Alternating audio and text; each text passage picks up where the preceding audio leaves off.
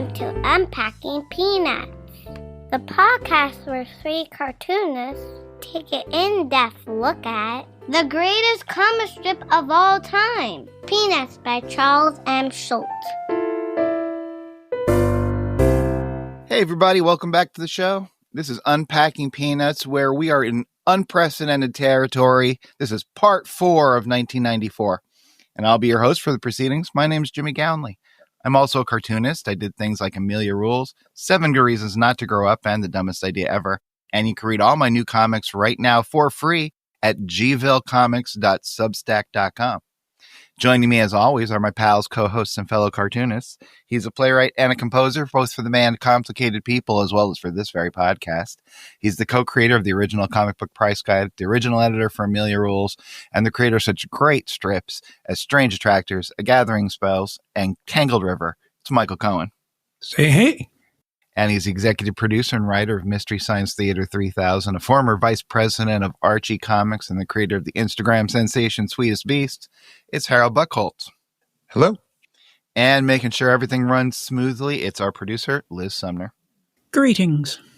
Well, guys, 1994, part 4. They said it couldn't be done, but we did it anyway. Unless you guys have something you really want to get off your chest, I say we get right to these strips. Let's do it. Okay. All right. August 3rd. Ooh, it's a 6-panel daily. This is the middle of a sequence where Charlie Brown is having his sister Sally deliver a love note to the little red-haired girl. Sally is standing on the little red-haired girl's stoop, and she's calling out to her brother, Charlie Brown, who's hiding behind a tree. And she says, "She's reading your love note." Sally calls out again, "Did you hear me? Are you still behind the tree? Wave your hand." And then in the next panel, Charlie Brown's little hand does poke out from behind the tree, and he waves that he is still there. So Sally turns to the little red-haired girl, who we don't see. She's just inside the house. And Sally says, "He's still there. Really? Oh, sure, I understand."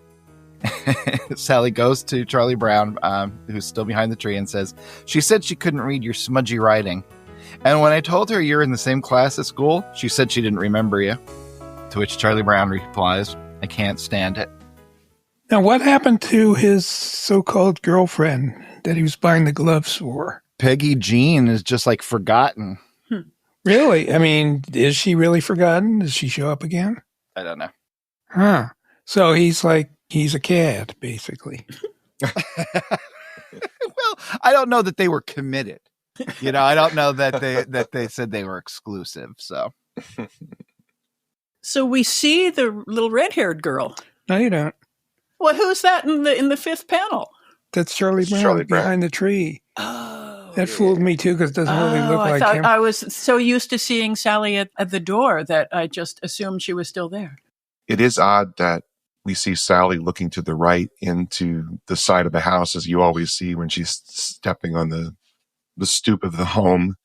And then we cut directly to another shot of her looking to the right, and the edge of the tree that Charlie Brown's hiding from is there, and he's looking out from it, as you often see people peeking out of their house. So that is a little bit jarring, I guess, because she's hopped from one spot to another, and pretty much in exactly the same pose she was at the house. She's now at the tree. I have to tell Charlie Brown, it is 1994. He could cure that smudgy handwriting. There have been so many advancements in, just pen technology between 1950 and 1994. I really think he could have. Do you think he's using a Radio 914 nib? He must be, yeah. Speaking of, if you wanted to wear your very own Radio 914 t-shirt with the Be of Good Cheer logo, you could hop over to unpackingpeanuts.com and pick that up on our merch store. And while you're there, why don't you sign up for the good old Great Peanuts reread, and that'll get you one email a month that'll let you know what strips we're going to be covering in the upcoming episodes. We'd sure appreciate it. Other thing about this, we could say 6-panel daily. That's a lot of panels in a daily strip. That's a commitment. Could have been a Sunday. Yep. Probably had to think about it, but it's part of the continuity, so I guess not. Yeah, Yeah, that's the trick, isn't it? Yeah, especially when they are being created at different times. That's just, I can't imagine getting your head around that. August 23rd. It's from one extreme to the other. We got a 2-panel strip, and this is rerun practicing basketball. This is rerun sport, by the way. This seems to be the one that he gravitates to through the next few years. So rerun throws the ball towards the basket, doesn't come anywhere close, and the ball's on the ground, and rerun says to the ball, "Don't be discouraged. I'm new at this." It's interesting, I think. This is like the last sport that makes its, real appearance in Peanuts. And it's shifted through the years from baseball, then to football, and now there's more basketball. Because this was really the height of the end, for the first peak anyway of the NBA. This was around, just Michael Jordan probably left the year before. The Dream Team was it 2 years before? So basketball, which hadn't made an appearance at all, rerun decides is his sport going forward. I'm surprised that hockey wasn't more prevalent. Yeah, I mean, you get a little bit, obviously, with Snoopy on the birdhouse, but yeah, we've had lots of tennis. Yep. Yeah, it's either sports he likes or sports he knows Used to be croquet, people like in golf. the U.S. Yeah, so there's never been a basketball strip?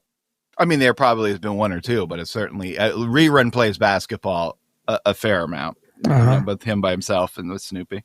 I think probably the best known from just general fans of Peanuts is in the Thanksgiving special. There's a long sequence where Snoopy discovers a basketball and starts playing with it with Woodstock. Yeah, but that's I don't right. know that there was any equivalent to it, since that was all done. That special was written uniquely for TV. I don't think there's anything in there that's from the strips. So that was kind of a departure for him. But for people who know the strip, basketball's kind of been nowhere. Yeah. So rerun must have figured out the answer to why basketball. I guess so. Just because it's fun. Someone told him the basketball will enjoy it. September 18th. Here's a strip, a Sunday with 1 billion panels. Whoa. All right. And we start out this epic with Spike out in the desert, sitting on a rock in the sun and thinking to himself, memories. Then he goes for a little walk and sighs. Then the strip really begins on tier 2. Spike again sitting in the desert, and he thinks to himself, why do I live all alone out here in the desert? And then he says to his friend the cactus, I'm going to tell you something I've never told anyone. Years ago, when I was young, I was out walking with some people. Suddenly, a rabbit ran across in front of us. Spike continues. Get him, shouted the people. Even though I didn't want to, I darted after the rabbit. He's acting this out. And he says to the cactus, I wouldn't have known what to do even if I had caught him. Then it happened. The rabbit ran into the road and was hit by a car. Spike is covering his eyes with this. He's disappointed in himself and just upset in general. And he says, I was stunned. Why did I do it? Oh, how I hated myself. And how I hated those people who shouted, get him! So I came out here to the desert where I couldn't hurt anything again. I've never told this to anyone before. And he looks at the cactus who's just standing there. And Spike says, I guess I still have him. This is an interesting strip. The first death in Peanuts. No, the suicide of the school. Oh, Yeah, right. Okay, second death in Peanuts, and it was an origin story, which we've never seen before. That's really true. Yeah. he left to go to the desert because of that terrible experience. It's a big deal. It feels like, this goes back to the PTSD we were discussing in the World War II strips. I can't see them as separate. This is on his mind. He was just doing those weeks of strips, or not weeks, but days of strips with Snoopy and D-Day. And now he's talking about this horrible thing that Spike witnessed and was, in partly responsible for. Mm. And just Yeah, the thought, we don't exactly know what Schultz had to do in World War II. well, there is some stuff in the Michaelis book that goes into World War II stuff, and there's a lot there. It's harrowing, and there's a lot of there, but for the grace of God, go I moments So I think that's the kind of thing one would roll around in their mind a lot. And just the fact that Spike has never told this to anyone. I think about that. Like, I didn't know my dad had witnessed the atomic bomb for, the first 20 years of my life until someone else told me, because they just didn't talk about that type of stuff. Right. And here's Spike talking about something metaphorically, or maybe Schultz talking about something metaphorically and ending it with, well, I still haven't told anybody. I don't know. Isn't there that famous story that Schultz did tell about how he was going to pull a grenade and throw it in, and a little dog walked right out, and he would have killed the dog? Yeah. And who knows what stories like he's saying here. He never told anybody. And this is the kind of thing that just makes it you're not going to see this in Garfield. Like, it's just impossible to imagine Odie out, in the backyard thinking about Nom, or, that time Odie, mangled a squirrel. It just would not happen. Well, it seems like Schultz gave so many artists, particularly in this field, the right to go to places that they would not have gone otherwise. Yeah. I think that can't be overstated. The places he went, particularly with the style of comic he did, that the tone that he could go multiple places. Yeah. And it was still the same strip, and people would follow you. I think a lot of artists, you see all the comics that came before it, and it seems like part of the brand of almost all of them, not all of them, but almost all of them, is if you have a certain tone, you never break from it. That is what you're doing, is giving people the same thing over and over again every single day, but different, hopefully. Right. And that's something that Schultz kind of blew wide open. The canvas he's working on is immense. Yeah. I think it's interesting, Michael, that you pointed out that this is an origin story. I wonder why he felt the need to do this just for Spike. And it gives it such a poignancy. Like, it changes the whole Spike in the desert thing for me. Yeah, he's searching for peace. Peace, yeah. Well, who else has an origin? Everybody else was just born into their situation. Yeah, that's true. We have little Daisy Hill Puppy Farm stuff with Snoopy, but given how huge Snoopy is, there's nothing quite like this that says, here's why I am the way I am, or why you see me in this place all the time. And then that will color everything you ever read about Spike again, right? Absolutely. Yeah. And now he was dealing with Spike quite a bit in the 90s. Wasn't there a special where he was heavily featured? Oh, the girl in the red pickup truck?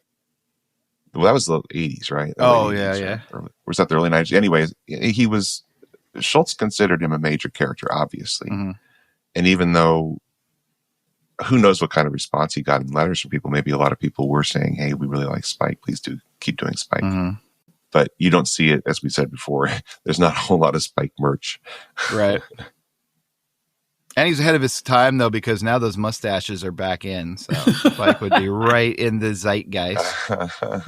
And that's probably because of Spike, actually. I would think so. Absolutely. It's that collective memory. We says we have to bring this We got to bring the Spike stash back. The Spike stash. September 27th. Charlie Brown's at the mailbox, and he's so excited. A letter. Then he runs back to the house saying, I got a letter from my pen pal in Scotland. And I would just like to apologize for what I'm about to do to all our Scottish listeners. So this is my attempt to read Charles Schultz's phonetic rendering of the Scottish accent. Charlie Brown reads the letter to his sister.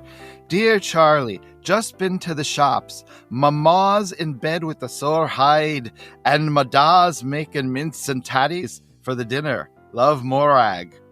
And then Snoopy says, she does prattle on, doesn't she? That's a great Irish accent. I know, I'm not even close to Scottish, am I? You got to roll those R's, man. Dear Charlie, I've been to the shops. Mama's in bed with a sore head, and my da's making mincemeat and totties for the dinner. Love, Morag.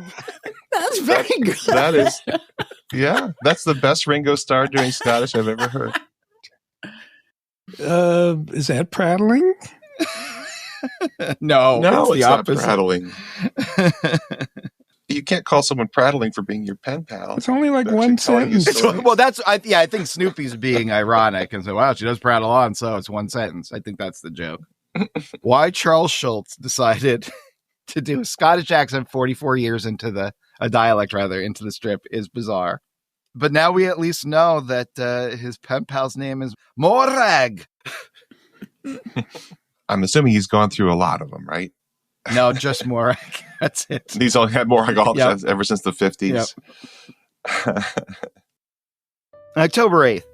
Linus is out in the classic thumb and blanket position, and Snoopy is sneaking up on him. And Linus says, "Move 1 inch closer, you stupid beagle, and you'll regret it for the rest of your life."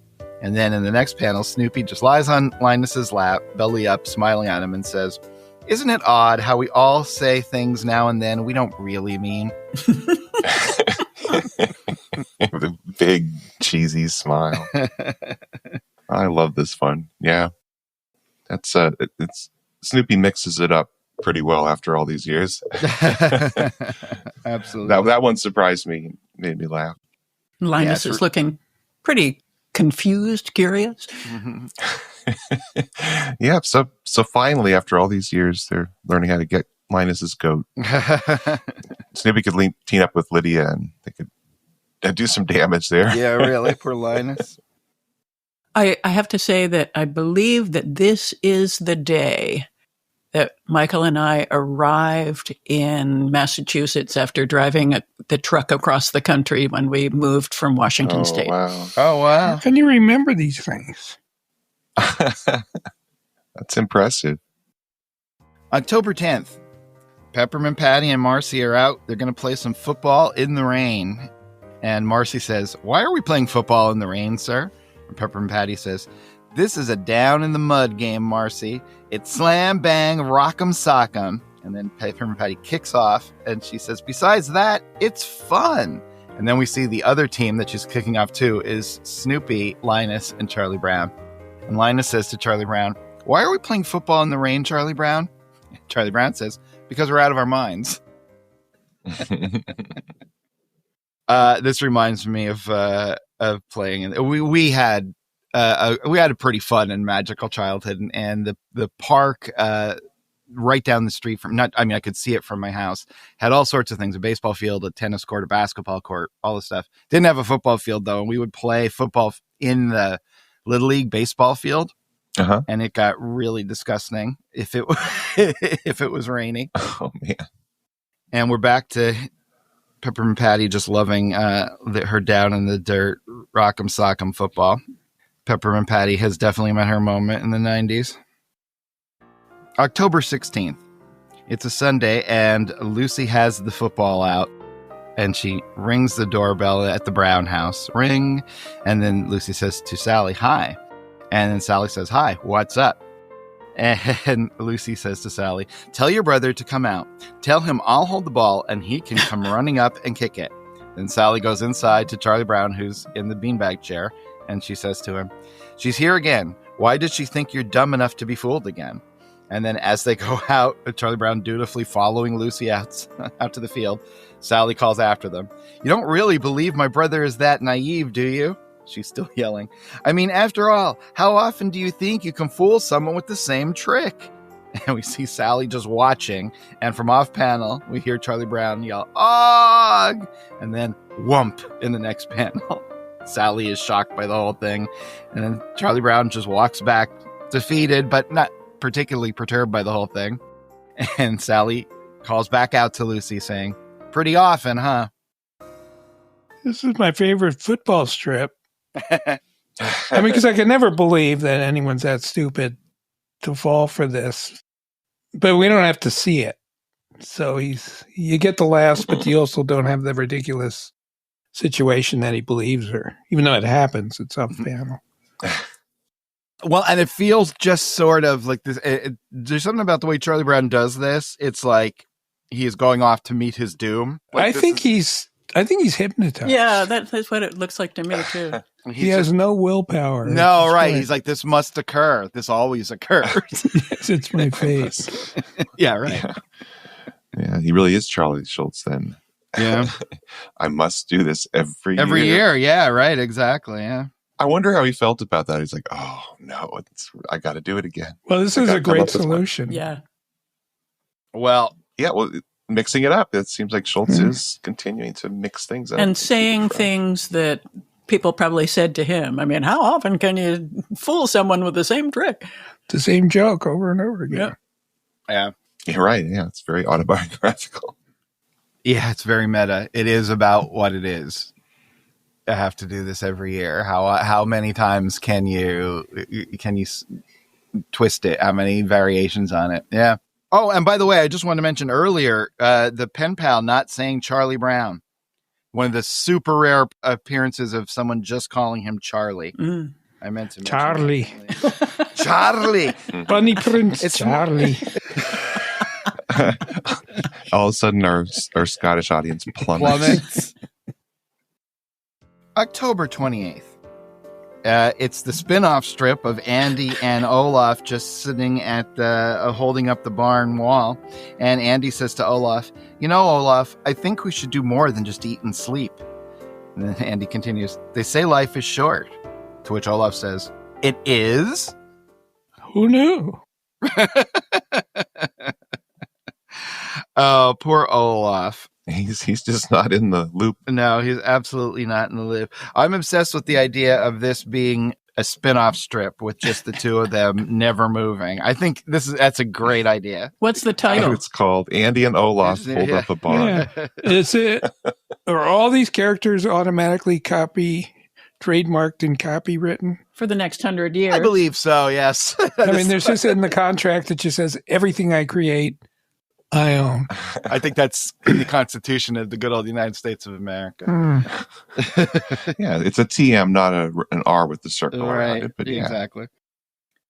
November 2nd, a 3-panel strip. Snoopy is just lying there as if he's on his doghouse, but he's in a field under a tree with his head on a rock. And slowly, over the first 2 panels, a leaf gently falls from the tree, landing on Snoopy's nose. And Snoopy says, "Ouch." You haven't seen a leaf strip in a while. Yeah, it's been a real long time. It's been good to see him again. They're very poetic. They are beautiful. I wonder why he decided to do 3 instead of 4 panels, you know? I think delaying the ouch, it seems delayed to me. Like he might have to think about it a little bit before he thought ouch. So, he could have put in just a non-thought balloon panel like panel 3 before he says ouch. Well, you know what else he could have done? He could have photocopied this panel 3 times. I'm looking really close, but obviously he didn't. You could tell in the grass and stuff. Too bad this podcast wasn't around when he was working. He'd just be like ripping us off right and left. It'd be like, Sparky, you could be out on the golf course an hour earlier. No, so I can do a 2-minute tree. Yeah. Don't worry. Yeah, it's a nice still 2-minute tree and a little 2-minute Snoopy. Really nice to see the leaves. All right, so that's what we're going to do. We're going to take a little break here now, go out and lay and see if any leaves fall on our nose, and then come back and check the mail and then do some more strips and finish the episode up. Sound good? Sure. Yep. All righty. Hi, everyone. Have you seen the latest Anger and Happiness Index? Have you admired the photo of Jimmy as Luke Skywalker, or read the details of how Michael co-created the first comic book price guide? Just about every little-known subject we mention is referenced on the Unpacking Peanuts website. Peanuts' obscurities are explained further, and other stories are expanded more than you ever wanted to know. From Albert Payson Terhune to Zipatone, Annette Funicello to Zorba the Greek. Check it all out at unpackingpeanuts.com/obscurities. And we're back. Liz, I'm hanging out in the mailbox. We got anything? We do. We got an email from a new listener, Allie Blackwell, who writes, "I've really been enjoying your podcast the last few months. It's so impressive to hear your chronological analysis of the comic and Schultz's evolution. It's gotten me thinking about these characters as individuals. I have curiosities. Since they're eternally in elementary school, but their characters seem to change over time, What do you think they'd be like in high school? Looking forward to hearing from the experts. On high school or on... Yeah, I don't think I am an expert on high school based on my experience. Well, Mad Magazine, when they were doing parodies in the 50s, that's the kind of thing they would do. Right. What if the Peanuts kids were in high school and they'd be smoking cigarettes and stuff? You don't see that kind of parodies, maybe because the lawsuits would come raining down. You saying that there wasn't something like that I seem to recall something with them as grown-ups. Oh, Well, there's tons of things where people have done Charlie Brown. I mean, there's lots of things on YouTube. People do, the sequel to the Christmas special, and Charlie Brown's like a middle-aged guy. Put down or whatever. But I have seen strips where, they're definitely like juvenile delinquents. Well, I think Peppermint Patty will suddenly be a straight-A student because she'll realize she was going to an insane elementary school, and she has actually already read the complete English canon, understands, physics. No, I think she'd be going for that football scholarship. That makes sense. Yeah, I think Peppermint Patty will be more of a success in high school than she was in elementary school, probably for a lot of those reasons. What do you think is going to happen to Sally in high school? Oh, she would have dropped out. She'd probably get married at 14 or something. No. Become a figure skater. No. I think she's class president. No, she'd get out of any kind Well, of I think this is a way of us saying we really have no idea. We have no idea. None whatsoever. We have none whatsoever. I think Snoopy does okay in high school. I think Frida would be a mean girl. Oh, yeah. Well, yeah. I think Linus would suddenly struggle. I can see that. Oh, he'd get into Dungeons and Dragons. See, I thought I would think that Linus would chug along and be doing just fine. Interesting. Yeah. So that tells you how complex these characters are, because we can take this just about anywhere. Sounds like. Now, when you said Frida, did you mean Lydia? I'm just wondering, Liz. No, I think Frida would. The curly haired girl. Lydia probably would be too. Maybe they gang up on Linus. Yeah. Frida, because she's so into her naturally curly hair that she's just a little too into herself, and she's got a cat. It's going to cause people trouble. A different cat, I'm guessing, but maybe not. Farron could still be around. Well, Snoopy's still around. The cat'll still be around. Well, we don't know what the rules are come high school. Woodstock will be what? Honor student. I was walking down to the corner store the other day. I looked up, and I'm pretty sure I saw Mr. Peepers. He said, "Don't worry about it. Everything's fine." Really? Oh, yeah. Wow. Yeah. He said, "Yeah." How did he get to Pennsylvania from LA? It's been a long time. He's been riding the rails, so it's fine. Okay. Hanging out with Spike. Aw, that's good news. I feel better now. That's my origin story. Thanks, Allie. Thanks, Allie, and sorry. Yeah, I wish we could talk about that for hours, but we're at a time limit here. I always wondered why these podcasts go like, well, we got to go. Almost that time. That's my time. Good night. Probably people have other lives. We also got a text from Captain Billy, who sent us a picture. This was actually printed in Good Grief. And it's a picture of good old Sparky with his dog, Andy. And it's a very, very cute picture. And it has a caption. His name is Andy, and I can't remember ever having a dog I was so fond of. I'm afraid, however, that he only likes me because I give him cookies. And there you go, the cookies with Snoopy, too, which has made such an appearance, or strong appearance over the last couple of years. I wonder if he ever tested the theory. He probably couldn't stand it. He had to give him a cookie. He couldn't withhold anything. So, adorable. Captain Billy didn't say anything about me? He didn't say anything about you. No, he's moved on something to Lydia. That's okay. But if you want to say something to Liz or any of us, you can write us. We're at unpackingpeanuts@gmail.com. We would love to hear from you because when I don't hear, I worry.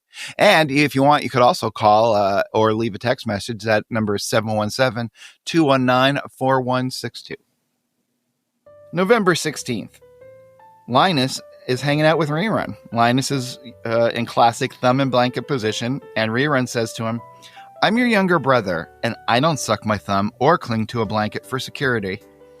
Linus says, hooray for you. And then Rerun says, as the years go by, you'll probably develop a real resentment toward me.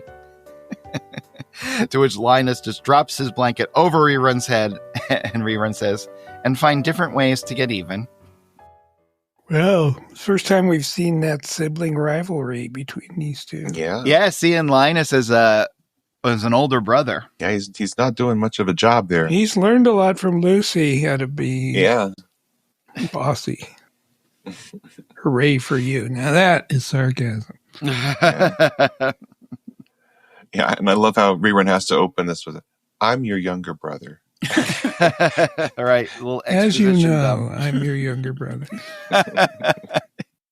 Just in case you have forgotten.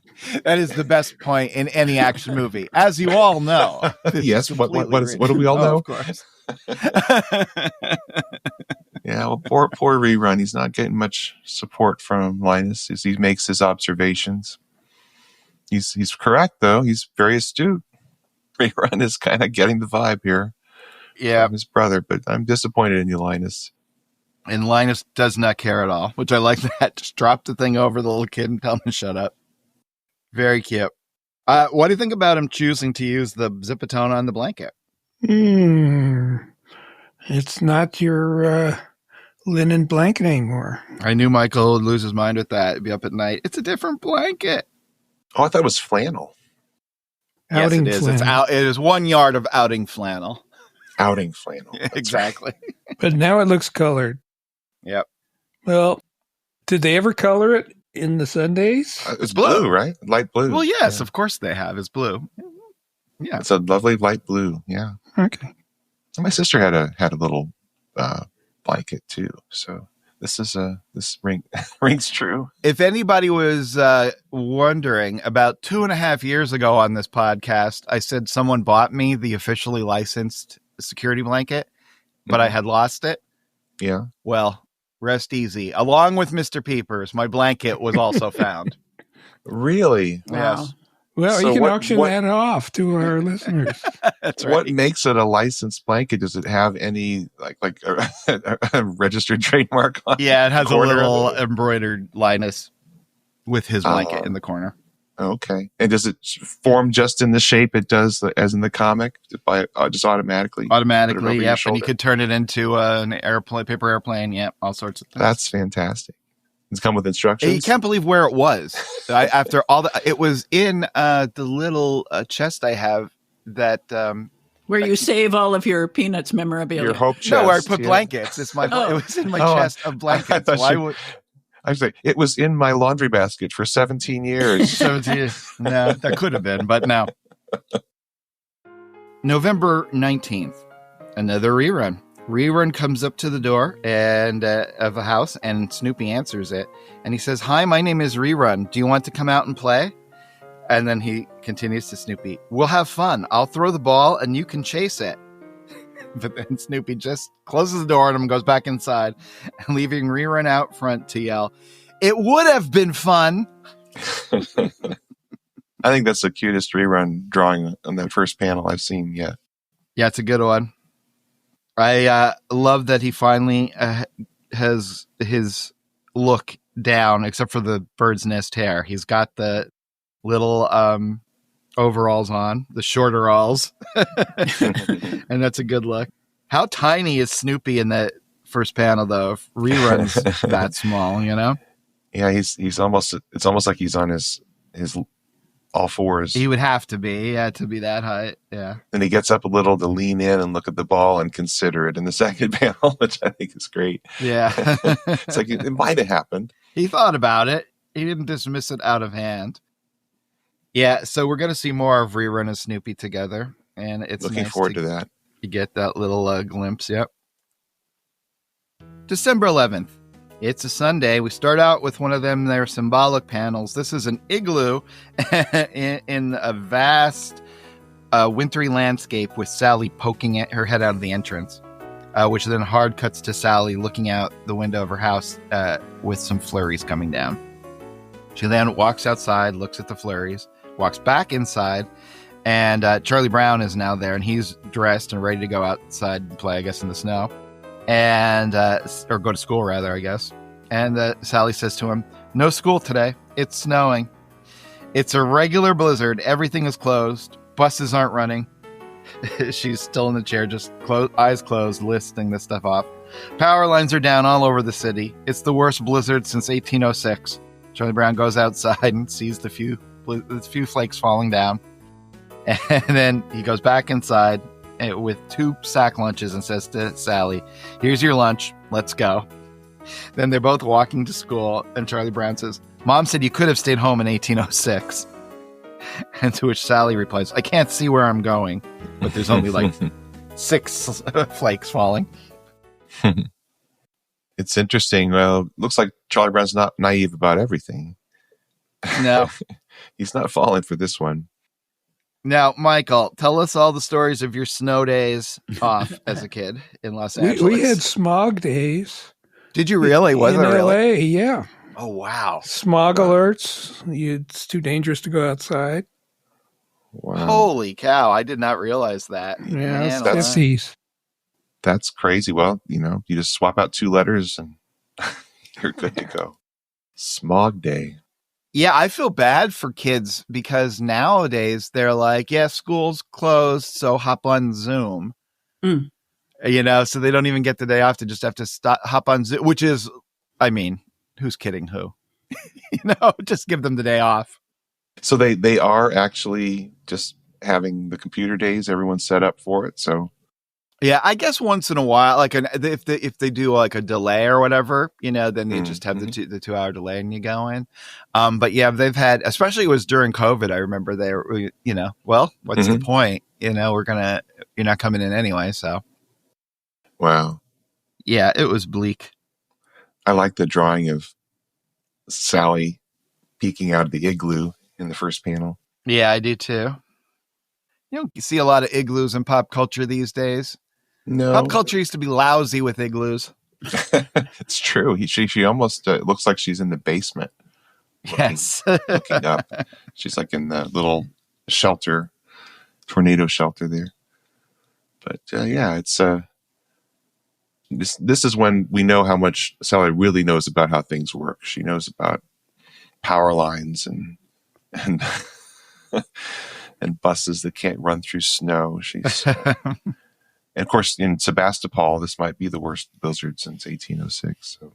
Yeah, it's funny. I watch a YouTuber who's just a hiking enthusiast, and she's from this deep south. And like last week, they got a half an inch of snow, and everything was closed down.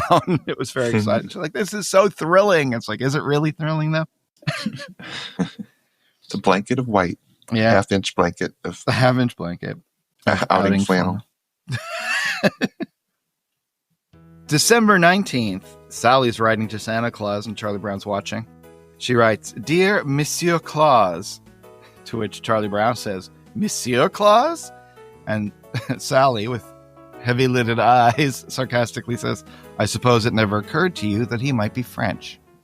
Well, it's an international Peanuts this year. Yeah. I don't think Santa Claus is French, though. He You was don't? Italian. St. Nicholas? Italian. Yeah. Turkish, no? Yeah, from Brindisi. San Nicolo. I thought he was like from Nordic country. Nope. The original I'm St. pretty Nicholas sure was Italian. I thought it was. Puglia. Well, he might be Italian, but didn't he spend his life in Turkey? I thought he spent his life at the North Pole. That's a post life. Have you This is never confusing. read The Life and Adventures of Santa Claus by good old, what's his face? Walt Disney. Charlie Brown? The guy that wrote Wizard of Oz? No, good old, what's his L. face? What's Frank his name? Baum, yeah. L. Frank Baum, thank you, Harold. Or Frank L. Baum, L. Frank, right? Yeah, good old. Why do fantasy writers always use initials? That's a good question. J.K. Rowling, J.R.R. Tolkien, L. Frank Baum. But I love that George R.R. Martin just added those. just added the RRs. Yeah, He's just laughing at us. he really did. He really did. Somehow, YouTube really thinks I'm very interested in whether or not the Song of Ice and Fire will be completed. I've never read one of those books or seen one of the episodes of the show, but YouTube is like really convinced this is what I'm interested in. Well, they think you're a human being, so of course you're interested. They think you're Michael. I'm wondering why Schultz is cheaping out on the zipatone in this strip. It looks like he's using scraps because it's like the 3 different pieces that make up every single one of the panels. Yeah, and it does very not strange. work. You cannot patch zipatone together. Impossible. I've certainly cheaped out on zipatone. Oh, I have too. Yeah, it is not pretty. But this is odd, you know. I don't know. At first I thought, well, he's looking for a shadow effect to the right of Charlie Brown, but then he doesn't follow through on it, but then he's not leaning in, so maybe he's not blocking the light. And I was like, no, maybe he's just cheaping out on zipatone. Yeah, he's just cheaping out and pasting them together for some reason. Or, that's really interesting. And it's really not even necessary. He didn't even have to have zipatone in it at all, but he's just all in on the zipatone at this point. Mm-hmm. Yeah, it would seem strange if there were no zipatone at this point in the strip. And this continues. December 21st, Sally says to Charlie Brown, I thought it might be nice to drop a little note to Santa Claus's wife. Dear Signora Claus. And Charlie Brown says, Signora? Sally says, I have a theory that he married a nice Italian girl. There you go. So finally vindicated in the old Italian. Well, Mystery Science Theater, we did a movie called The Christmas That Almost Wasn't. And Santa Claus is played by Rossano Brazzi. Really? Yeah, and his I'm sorry. But his wife played Mrs. Claus. So I thought of this when I saw this strip. It says tribute to The Christmas That Almost Wasn't, which is one of the strangest Christmas movies ever, where Santa goes to a lawyer to help him as he's about to be evicted from the North Pole because he rents. He rents.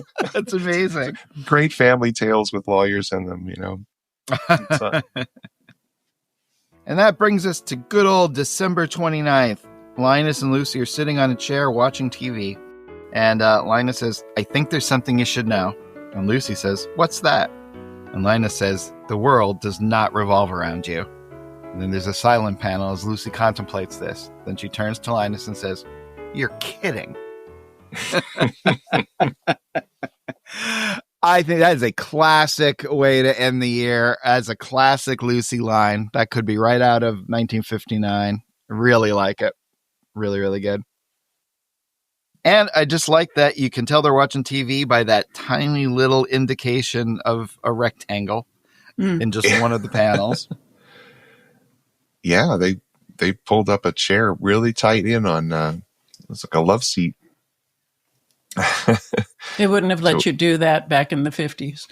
Right, they always save your eyes, but what was the whole theory? Was that true back Yeah, in you're the going to day go blind if you sat too close to the television. Was it the tubes somehow were radioactive? What was the theory there? Don't know. I don't think it was too much science in that theory.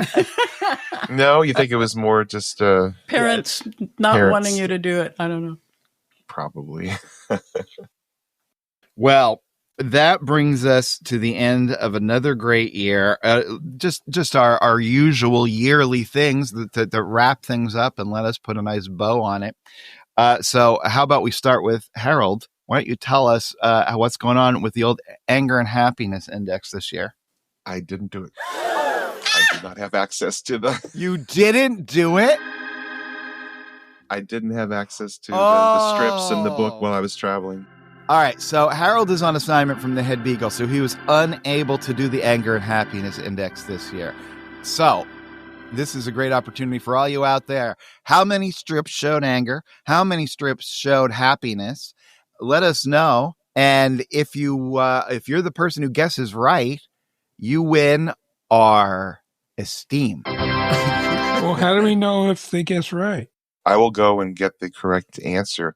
However, I mean, those who are really into it, of course, they can go through all 365 strips and they can make their count, and then you'll Nobody's see how that much crazy. we differ. No, we have listeners just who would me. be happy to do that, I'm sure. Right. So let's see how that turns out, and I'd be interested to know how off I am from others if they do that. But I'm not. You're off, anybody. Harold. You're way off. I'm not trying to push anybody into counting smiles and frowns for 365 strips. But if you just want to guess randomly, that's fun too. It's like the number of M&Ms in the jar. You really can't guess. You really can't go in and count them. And I suppose you could do the math. But anyway, let us know. We will reveal. Can we talk about it a little bit more? I think we should. So let's just to sum up. They're gonna tell us. We need to pad this episode out a bit. So what's going to happen? Okay, so let's see if I can get a handle on this. So yeah, just run it by me. All right, so you didn't do it, but we're asking them to do it, and there's a variety of ways they can do it, but we are not telling them what way to do it. But then I'll do it. But then you'll do it, and then we'll know if they did it right. Right. Clear as a bell. Well, and if you want to share that with us, you can, obviously you can write to us, unpackingpeanuts@gmail.com. You can also follow us on the good old social media. We're at Unpack Peanuts on Instagram and Threads, and at Unpacking Peanuts on Facebook, Blue Sky, and YouTube. And we would love to hear from you. So with all of that out of the way, the only thing I need from my pals is their strip of the year and their pick for MVP. Harold, why don't you go first? I didn't do it. No. So we'll start with the strip of the year.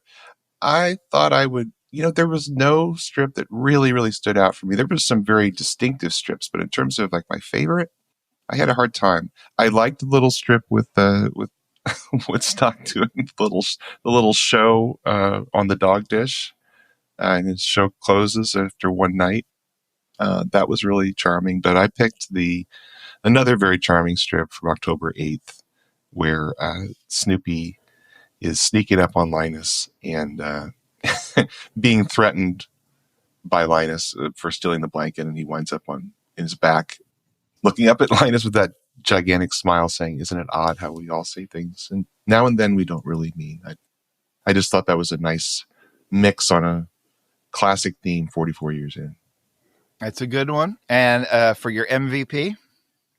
I'm going to give it to Rerun because he's just starting to show who he's going to be. And we've gotten a taste of it, but I find it really intriguing. So he may get it a lot in the future, but I wanted to give it to him now. Good picks. Michael, how about you? Well, this is episode 4, and I put a little asterisk by 2 of them way back in January or early on. I have no idea what they are. If someone wants to look it up, do you have the books handy? I can look it up on Go Comics. Okay. Well, there's 2 of them. January 22nd. Okay, one moment, please. It was so funny, I can't remember what it was. Well, if you knew it by just the date, that would it was, who cares? How should I know? Do you think I'm out of my mind? Yeah, Sally's Philosophy. Yeah. Uh-huh. Okay. I'm a big fan of that. What's the other one? The other one is February 4th. Lydia with her ribbon around her love letters. Yeah, so many Lydia strips I love. Anyway, let's go with Sally's Philosophy. All right, Sally's Philosophy. And your MVP? Well, I picked Sally the last bunch of years, but I don't want to be the outlier here. I want to be part of the in crowd. So I will pick Rerun just because I know from Jimmy that he's going to be a really major character. So I want to be in on it. FOMO. Very good. Well, I'm going to make it a sweep then. I will pick Rerun as well. Yeah, it was nice to see him finally arrive fully formed 20-some years later. And for my strip of the year, I'm going to go back to April 2nd, which is the I Can't Hear You When It's Windy. The word balloons. Oh, that was going to be my pick. Oh, I was going to say, ooh, can I have a pick this year? You could have a pick every year if you want. But as long as you take care of that, that's great. That was a great pick. It is a good one. All right. And if you characters out there want to find out what the strip of the year is next year, well, you're going to have to come back a long time from now, because next week we have our wrap up of this season, and then we have 3 special episodes with 3 very special guests. Judy Slatke, who plays Snoopy on Ice, Rada Grimsley Johnson, who wrote the authorized Schultz biography Good Grief, and the great Lynn Johnston, creator of For Better or For Worse. Couldn't be more excited about all this stuff coming up. And then back for the last season of regular strips. Whoa, I wasn't thinking in terms of seasons. Yeah. But wait, the last trip, it was 2000. Yeah. But it was in February, right? So that doesn't count as a year. No, and it ended for the dailies even earlier than that. Yeah. With all that said, we can't wait for you to come back next week and join us again. It's always my favorite day of the week. So, for Michael, Harold, and Liz, this is Jimmy saying, be of good cheer. Yes. Be of good cheer. Unpacking Peanuts is copyright Jimmy Gownley, Michael Cohen, Harold Buckholtz, and Liz Sumner. Produced and edited by Liz Sumner. Music by Michael Cohen. Additional voiceover by Aziza Shakrala Clark. For more from the show, follow Unpack Peanuts on Instagram and Threads. Unpacking Peanuts on Facebook, Blue Sky, and YouTube. For more about Jimmy, Michael, and Harold, visit unpackingpeanuts.com. Have a wonderful day, and thanks for listening. Smorag!